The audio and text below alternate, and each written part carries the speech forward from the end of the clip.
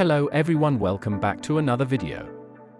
In this video, we will walk you through on how to fix HITV app download problem.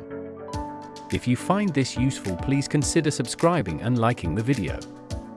Open Play Store on your device. Make sure you have a stable internet connection. Search for the HITV app. If you can't find the app on your Play Store, then it is not available in your region.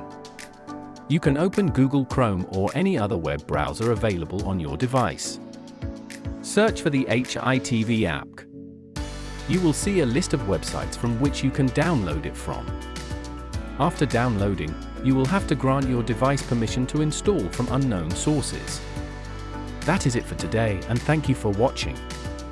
If this was helpful, please like the video and subscribe to the channel, and see you next time.